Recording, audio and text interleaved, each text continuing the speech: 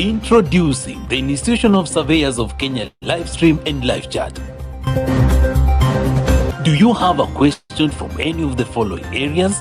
Land survey, valuation, building survey, land administration, engineering survey, estate agency, property management, and geospatial information management. Join the Institution of Surveyors of Kenya live stream and live chat every Friday from 2 p.m. to 4 p.m.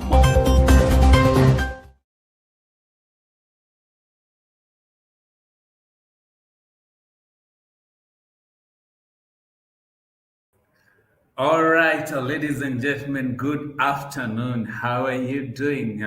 Thank you so much. It's the 15th July of 2022, the year of the Lord. We say thank you so much. It's a brand new session, brand new area altogether. We have this session of live chat, ISK live chat, that is coming live from Nairobi, the capital, Nairobi, city of Kenya. Welcome wherever you are watching us from, wherever you're catching us from. I can't really tell where you are from, but hey, you can just tell me that from the comment section. So if you're watching me on YouTube, karibu sana. And if you're watching me on Facebook, welcome, as well as LinkedIn. Thank you so much. It's a new brand, new style, everything new. Ladies and gentlemen, we are happy that you are joining us so that we can learn. And remember, we have had a little twist here and there since we had our last episode. And this one, there's quite a lot of an improvement that has come in place. So ladies and gentlemen, just tune in.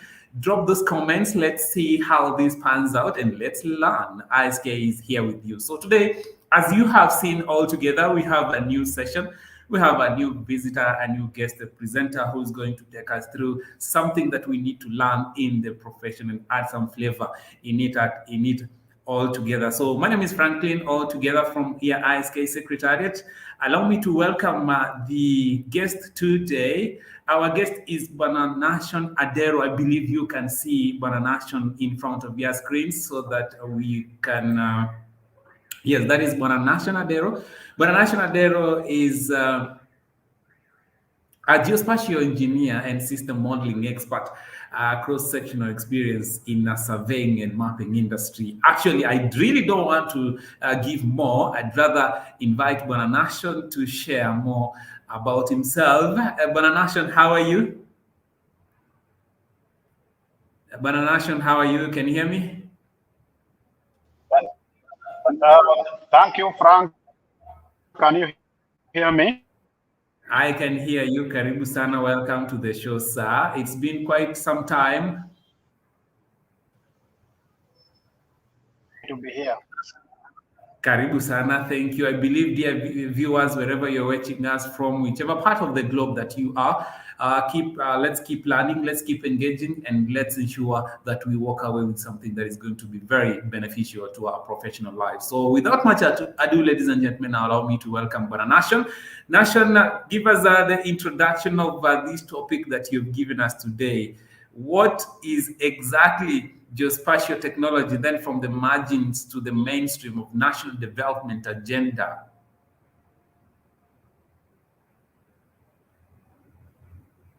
Nation, if you can hear me. Thank you, Frank, and I believe you can hear me clearly. Yes, we can hear you, sir. I can hear you myself very clearly. I don't know if you can. I can hear you loud and clear, and kindly tell us more about who's Nation. I don't know if it was on your side or my side. But at least I can hear you. If you can hear me, you're good to go. Kindly, as you have well said.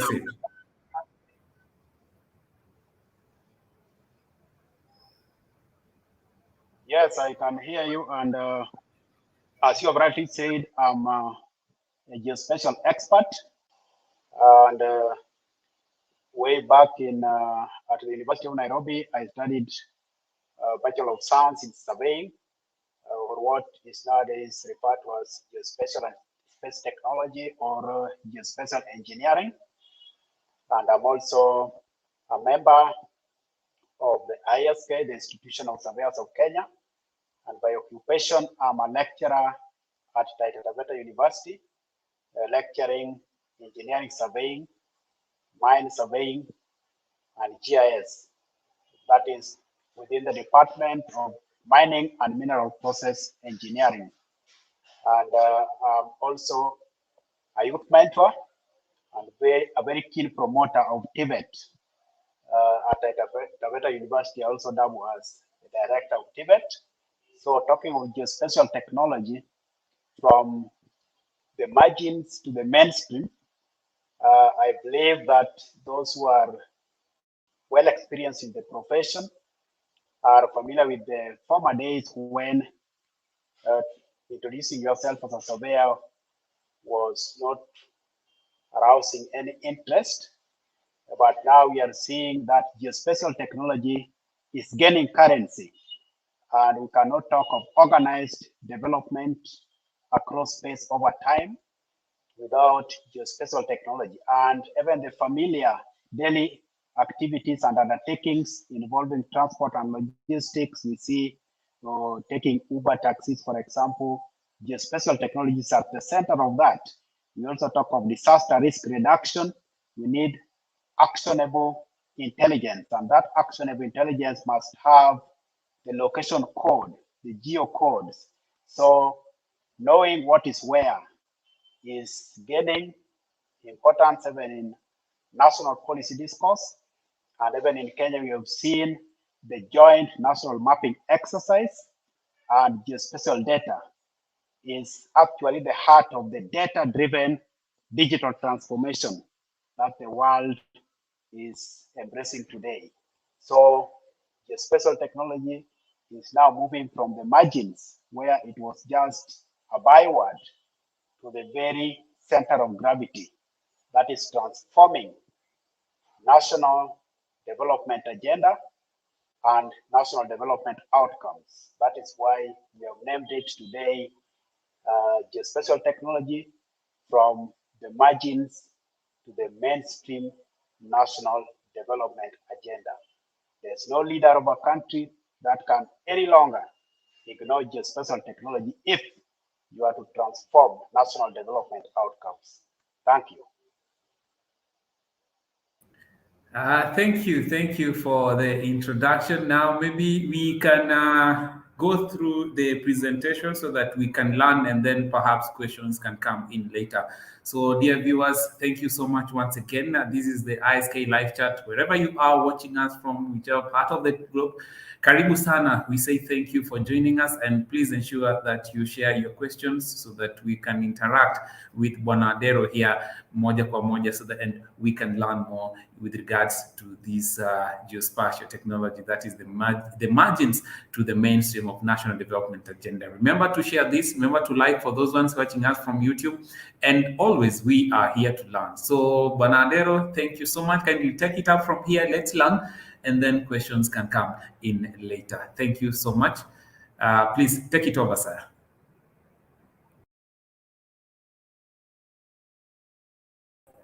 Kindly unmute, sir. Kindly unmute if you can hear me.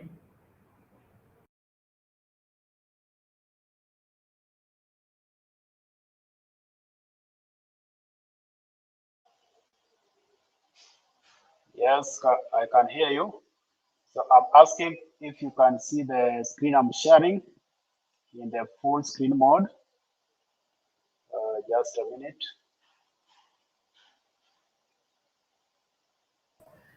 Yes, kindly share. Immediately I see it, I will upload it so that members can be following the presentation. Okay.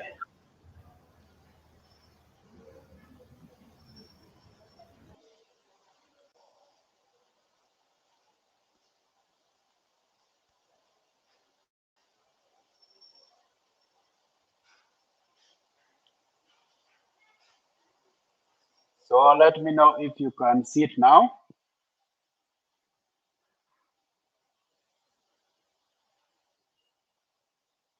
Yes, I can see it. Thank you so Yeah, much. can you see the screen? Yes, I can see it. Thank you so much. So we can proceed. Thank you, thank you, thank you. Thank you, dear viewers. Karibu sana. The Job Kagongo, I can see you. Karibu sana. Thank you so much. And let's stream in. Let's share this. Let's invite our friends. Let's invite our dear colleagues so that we can learn all together. Karibu, Bana National Day.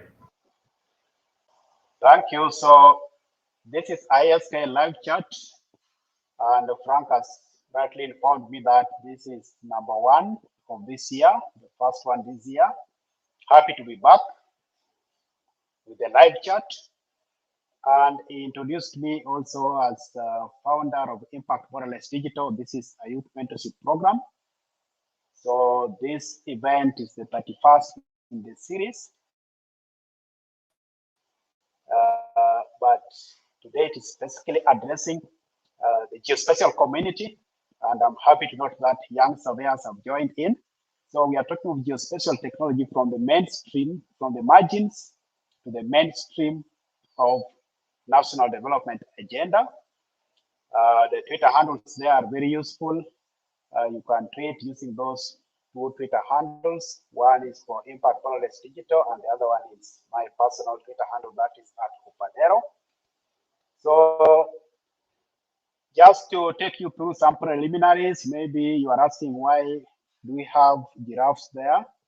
Taita Taveta University, where I work as a lecturer, is within the Savo ecoregion, and giraffes are one of the animals that are interesting, and you can see them there. But again, giraffes are symbolic because they have good eyesight. And if you didn't know, giraffes can manage with only a total of 30 minutes of sleep in a day. That is half an hour in a day.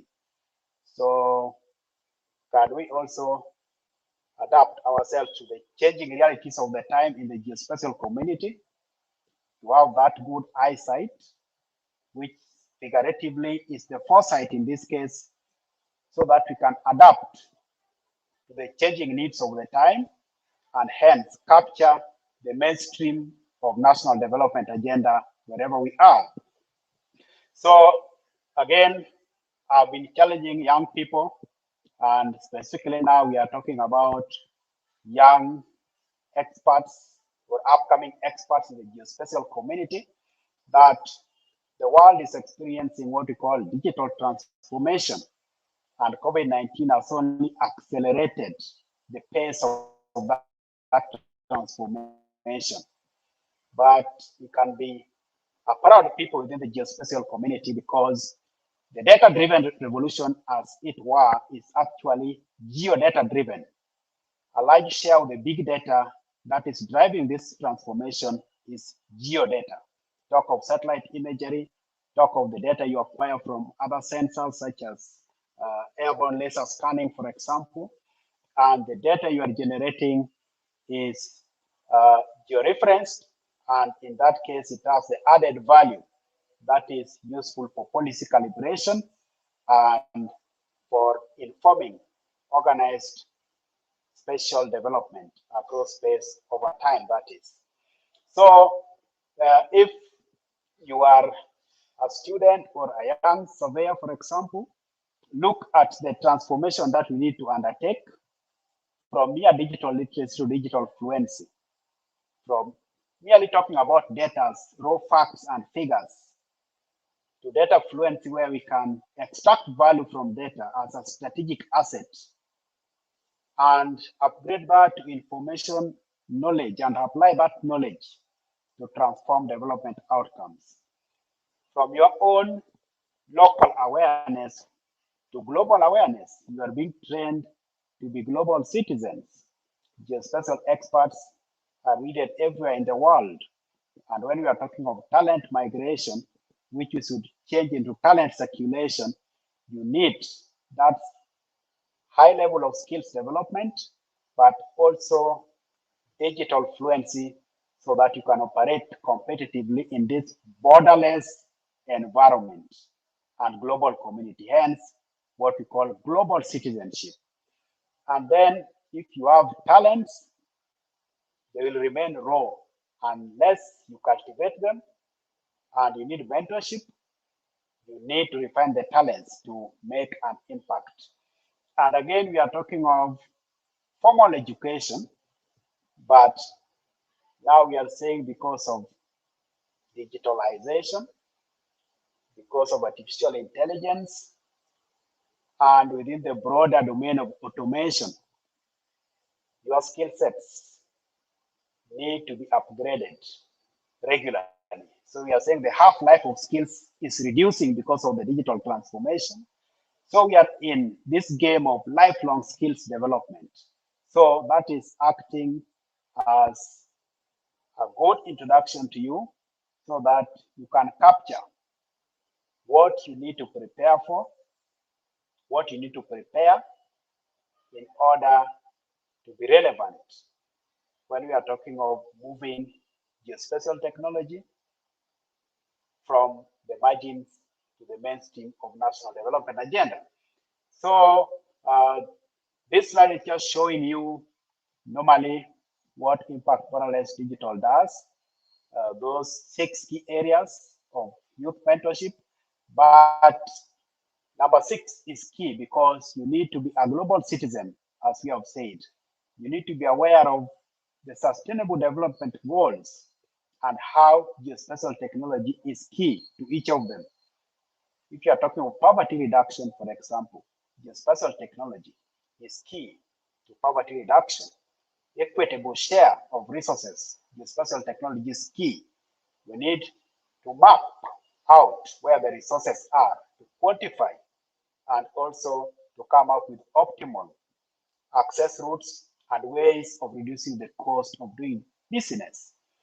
And again, we also elevate geospatial technology into the global development discourse. That is why I'm displaying that book there, The Future of Africa in the Post-COVID-19 World. And COVID-19 came to challenge us to have a transformed worldview. And that is why we are emphasizing digital fluency. So this book, which is distributed freely, and Frank will show you how to get it. You can get the soft copy freely because it was sponsored for free distribution, has chapters that are showing how geospatial technology is key to disaster governance, or let's say disease and disaster governance. So talking of this pandemic, for example, you'll see that the countries that embrace technology and geospatial technologies are as a key driver of the technologies that were deployed had better outcomes in containing the COVID-19 global pandemic. And this is part of moving geospatial technology from the mere classical application, the margins, to the center. So if you talk of telemedicine, for example, so that you can increase access to medical services, don't you know that you need to know the location where the patient is, for example? And geospatial technology is key for planning how we can enhance health service delivery using location-based intelligence.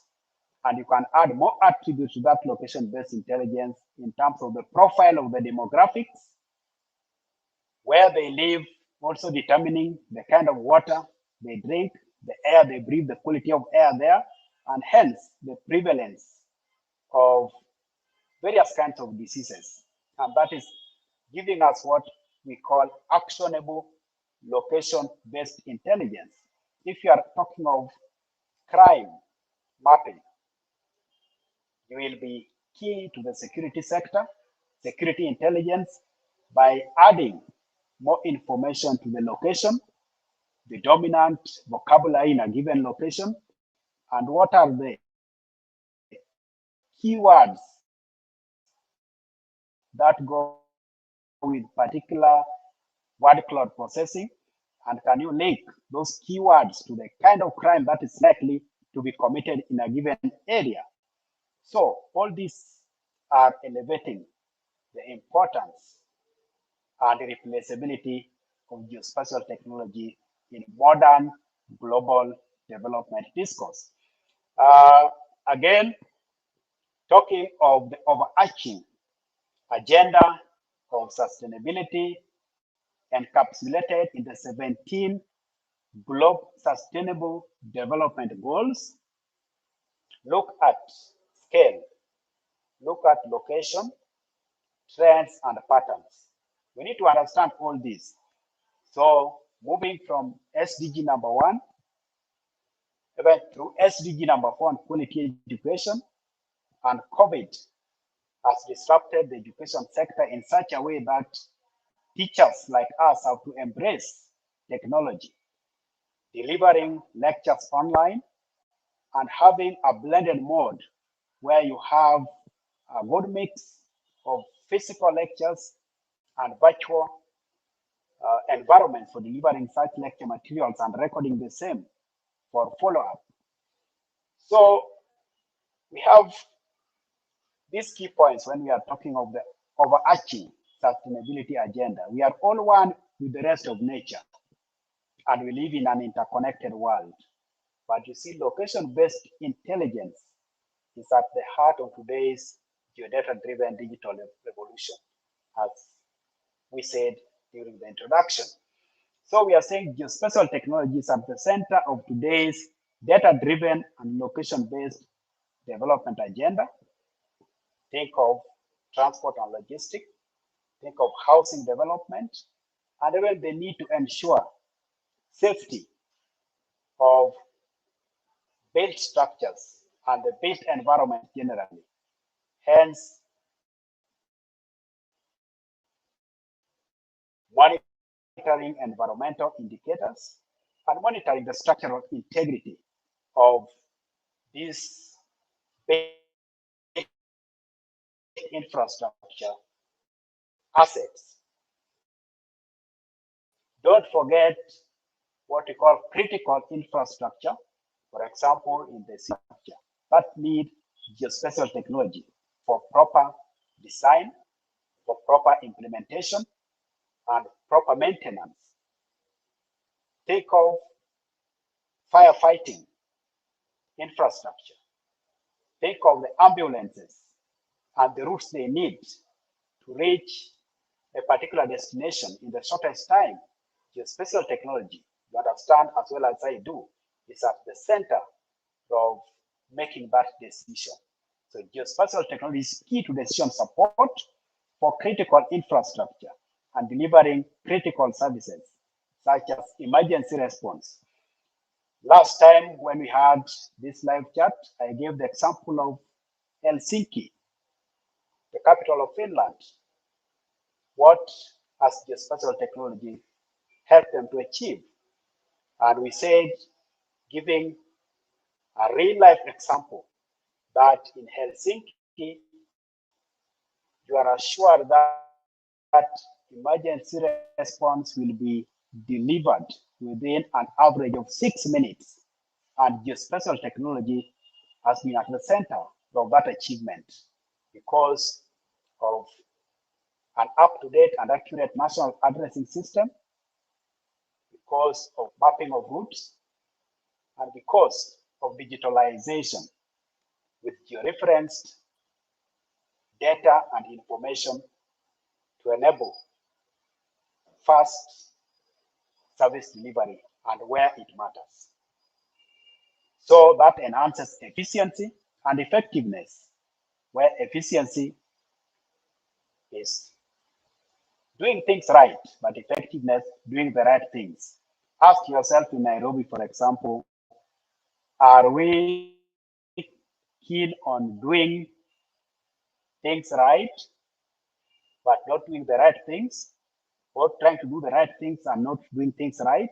We need a combination of those two for effective output per unit effort, and also to identify the right things to be done in order to transform not only the capital areas as well, because they need key services and a well mapped out framework with digital data that can be processed using GIS is not a luxury.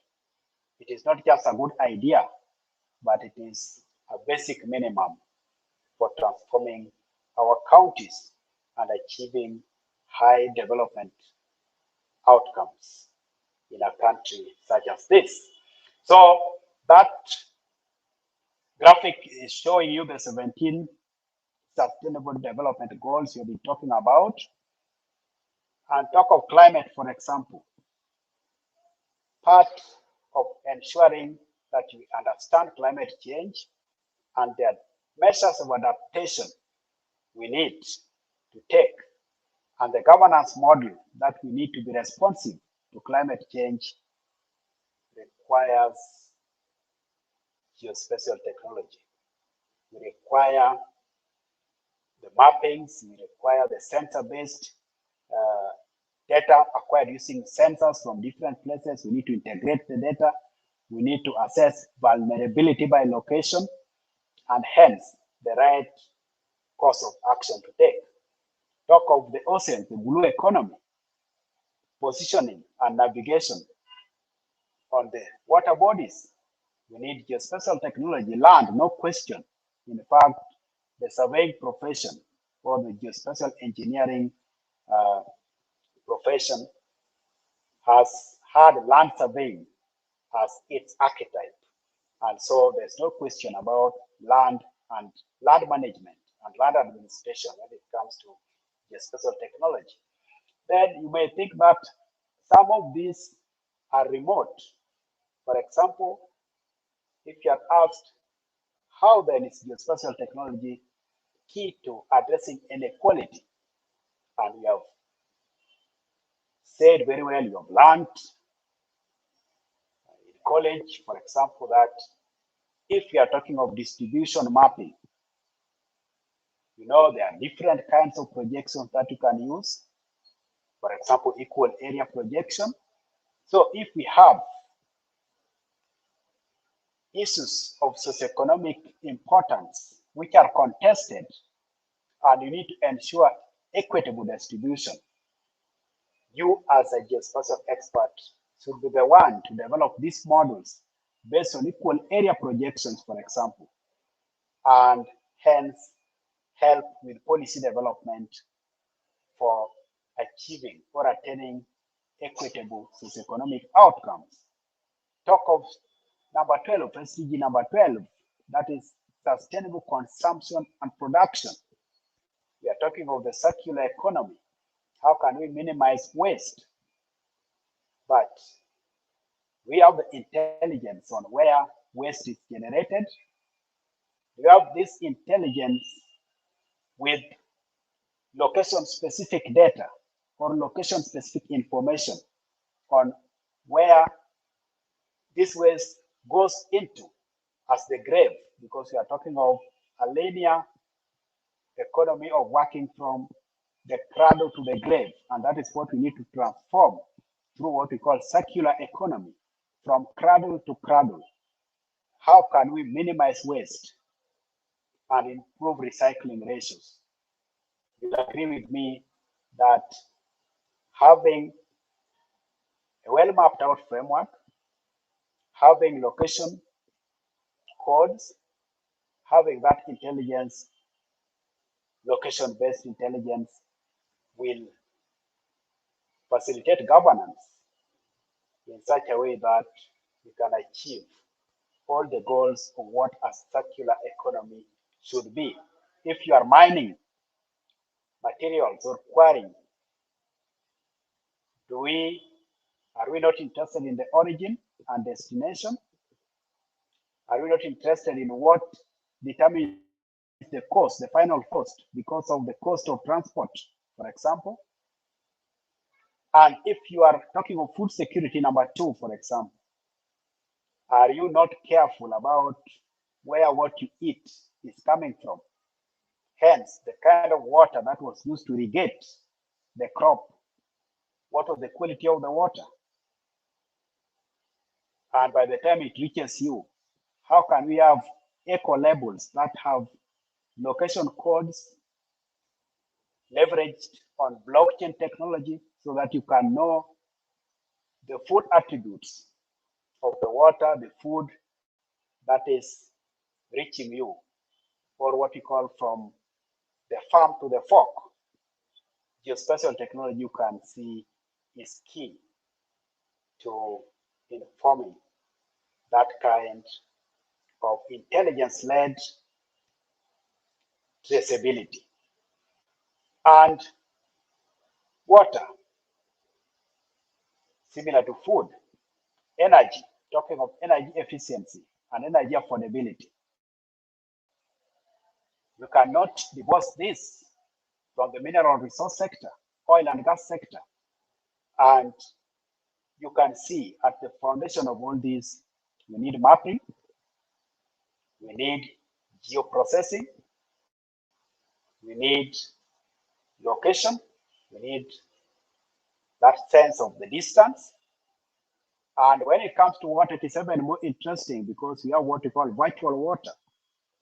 You may be proud of your high-end smartphone, but do you know how much water was used to produce one unit? For example, to produce one t-shirt, on average, you need almost 3,000 liters of water. So can we inform national development discourse on where this water came from?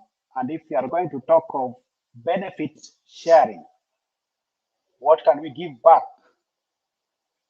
to the communities that are responsible for conserving these environments, our water towers, or where the water came from? And you have been hearing all these debates in Parliament. You as geospatial experts should be at the center of elevating the intelligence we need for decision making based on origin and destination. Now, as we go towards the conclusion, on the right hand side, you can see what we call a transformation map. A transformation map is showing interconnectedness between different outcomes, different drivers of change, and different sectors in society. Now look at education and innovation, for example, and you'll see it is interconnected with what we call the fourth industrial revolution, economic progress, entrepreneurship. And if you click on any of this, you can see how the nervous system is connecting into all the other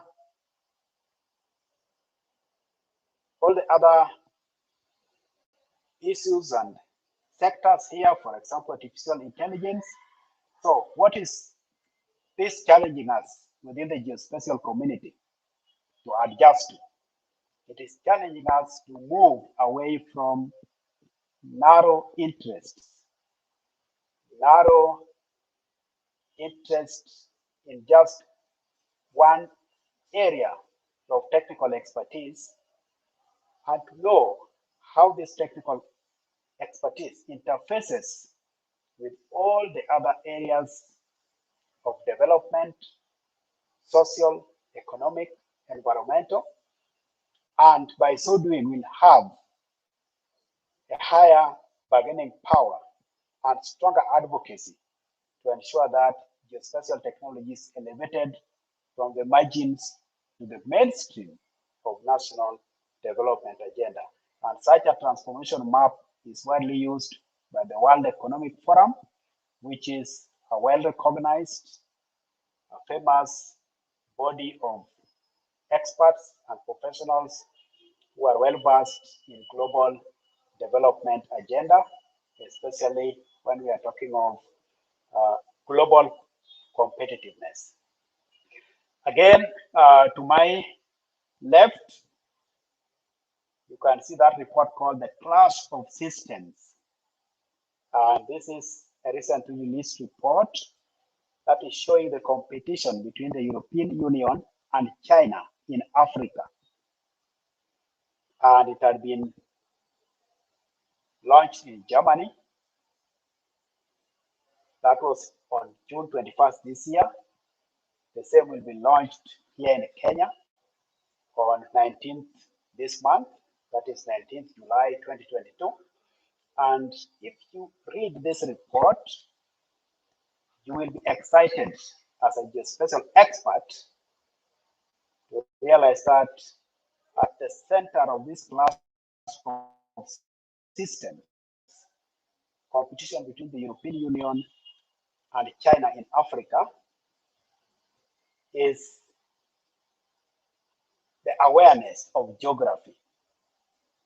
We talk of geopolitics, we talk of where resources are, how much are the resources in terms of quantities, how accessible are they, and what technologies can provide the intelligence for decision support to these countries. And geospatial technology is key to providing the information that they need to have a stronger bargaining power in Africa. So this report again is free. You can follow. I'll share with Frank the link so that you can read more about it. And this will challenge you to embrace a transformation map such as the one you see to my right, that as a geospatial expert, as a young surveyor, a young land economist, a young quantity surveyor, and generally all members of the landed profession, we need to broaden our perspectives, and we need to ensure stronger advocacy for our skill sets and show how our skill sets are not just confined within land surveying or specifically cadastral surveying, that is the best known, but how it extends all the way into the health sector, adapting to climate change, issues of energy efficiency, even issues of migration, talent migration and talent circulation, artificial intelligence, and human rights. For example, if mining is affecting a given area through blasting, but it is underground mining, how have we come up? Have we ever come up with solutions in 3D cadastre that can enable us to understand the three-dimensional effects, not just the two-dimensional effects of such activities? Hence, adequate compensation based on geospatial exactitude. Even the Kenya National Commission on Human Rights appreciated way back in 2017 through a report on Taita County that land questions are at the center of addressing human rights in mining. But to get the geospatial exactitude to address these land rights fairly, you need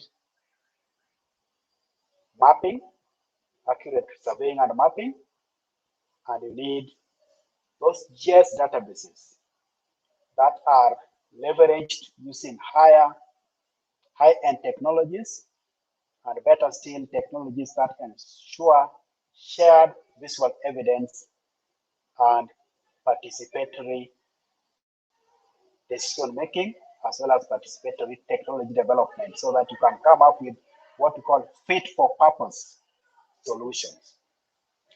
So, in conclusion, see, this is now on COVID. As a geospatial expert, you have done a lot in mathematics. You are familiar with scale.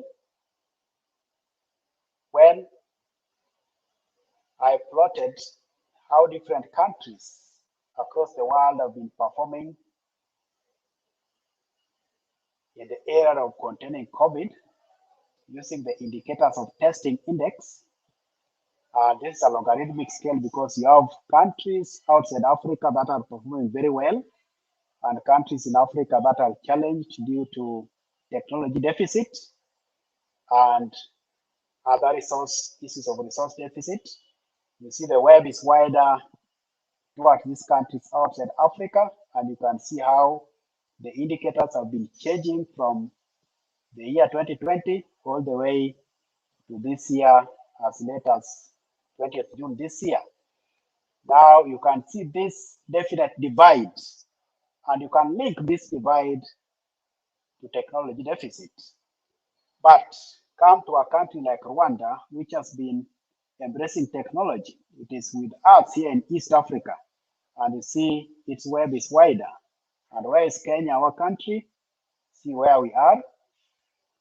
And analyzing this one keenly, you cannot divorce the good performance of Rwanda from embracing technology. And geospatial technology, one of the key technologies in realizing these outcomes, even using drones for deliveries and addressing the critical needs for emergency response. And this is fatalities. Again, you can see when it comes to fatality, it has been recording lower than most countries in Africa. And what of the vaccination rate? You can see it also has a wide web that is comparable. If you follow it here, you can see it is comparable to some countries such as Brazil, such as Spain. And this one is showing you very well, even comparable to the US, showing you very well that we need technology as a critical enabler. And that is why one of the articles I'll share with Frank for you to read further is on technology as the citadel of transformational agenda. So thank you for coming on board, and we'll have a session on questions and answers. But my concluding message is that we need lifelong skills development, but at the same time, what I call anticipatory skills development. You must anticipate what the future demands of you. And we have been challenged here that the future demands of us moving out of our comfort zones in narrow interests and disciplinary specializations in technical areas that have no linkages with the needs, the immediate needs of the society and economy. So think of what you can do with your skills and develop them so that you can address these non-linear and diverse needs of the economy and society and the environment, of course, the physical environment. So talking of education, for example, we need to go beyond the first E of education to 3 more E's, which I call exposure. Strive to be exposed, strive to gain experience, and strive to gain emotional intelligence by interacting with people globally and venturing abroad if possible, so that you can also enhance your exposure. And we see that one very well when it comes to governance. Even the kind of governance we need for our counties need those 4 E's for better outcomes. Disaster governance, geospatial technology is key to that. Policy development for equity and justice, where equity involves affirmative action, but justice goes beyond equity to involve making it easy and fair for people in their diversity to reach particular goals. Because you cannot have affirmative action all the time. You also need to level the playing field to ensure justice and the knowledge of where, the knowledge of quantities and how they are spread across geography is critical to achieving both equity and justice in natural resource management and resource distribution. We need organized development to do away with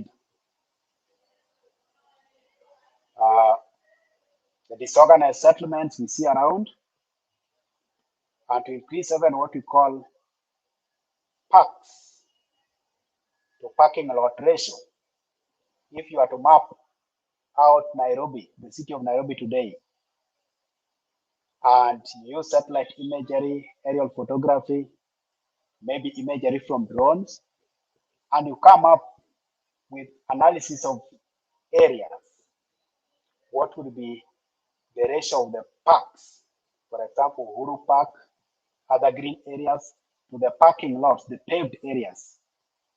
So geospatial technology will enable you to have that comparison and monitor it over time so that we can ask ourselves, are we progressively achieving the green agenda? Because having a very high parking lot or paved areas to parks ratio is not sustainable for the environment. We come up with urban heat islands, and even the velocity of surface runoff during rainfalls becomes unmanageable and ends up damaging the drainage infrastructure that we have. Natural addressing system to promote logistics and transport, even security as well. Sensor technologies and immersive technologies. Immersive technologies where we are now talking of extended reality.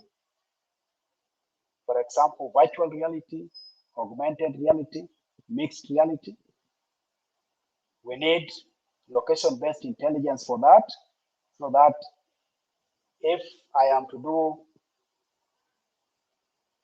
what would otherwise be window shopping, but now you don't have to go to the actual shop, you can do it virtually using augmented reality and fit the suit, for example, see how it fits on your body, and then you decide, now I can order it online. You need a national addressing system to ensure that delivery efficiently. You'll also need to know where the shop is, so that in case of any complaint and you want to go there physically, you can go there and you can even map out your route to reach there in the shortest time possible. Then artificial intelligence and machine learning, promoting the convergence of technologies, of which geospatial technology is a key driver, so that we can come up with stronger and well-targeted decision support. So thank you, and I believe with this overview, you are now better informed and excited to ask your questions so that we can engage further. Thank you, Frank. Back to you.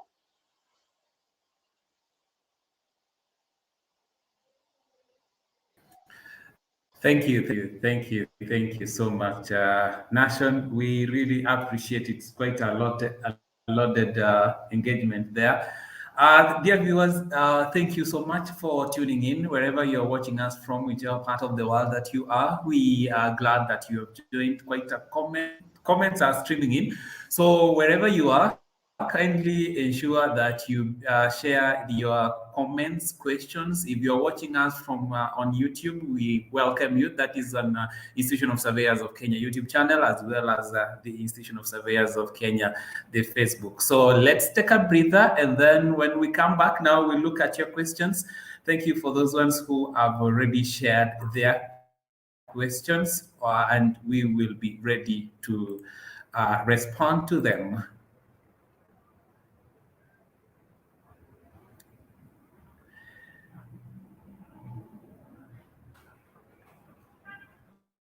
Yes, we can see Paul Ngugi. Thank you so much, Hashim.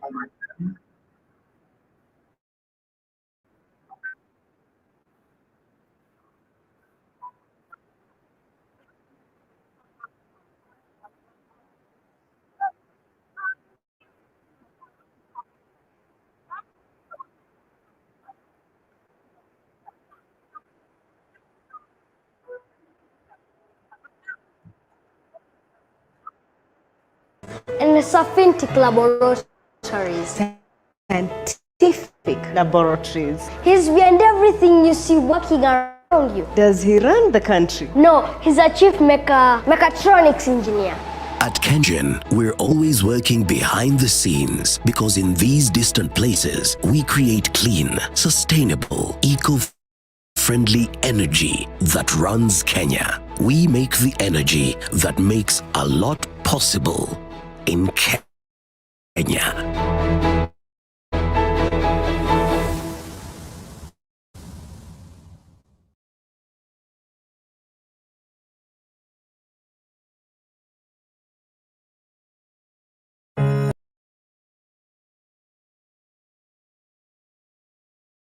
be made easier. You can now use M-Pesa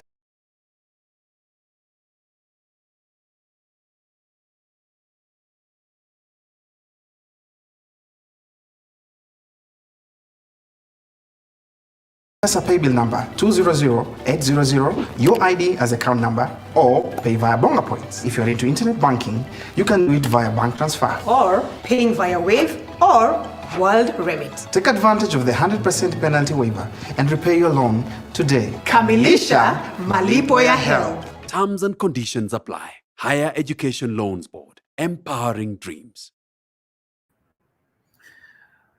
Okay, thank you, ladies and gentlemen. Thank you so much. Welcome back. Now we are ready to look at your questions. Thank you, Bana Nation, for this presentation. I believe you can hear me. Kindly, you can unmute. And as we go through the comments that has come from your end, there's Peter. Can hear me, Bana Nation? Yes, I can hear you. Can you hear me? A comment from Peter Kadu. Yes, thank you. So Bwana Kadu is asking your comments with regarding to the use of expressway and SGR using Google Navigation Intelligence System. As well as Paul Gugi, thank you so much. You say you're tuned in. Thank you. Bwana Hashim Majani. Karibu sana.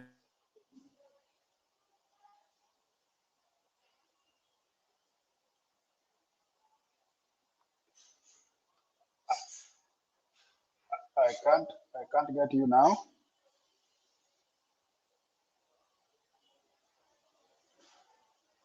Frank, if you can respond repeat. to Bwana Peter Gaduo's comment, Nation.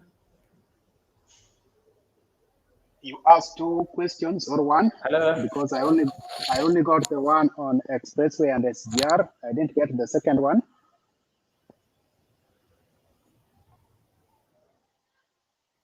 Can you hear me? Yes, I can hear you. So I'm saying I only got the question on expressway and SGR. I didn't get the second one. No, it's just saying, if I can read again, your comments regarding to the use of expressway and SGR using Google Navigation Intelligence System. He wants to know your views on that.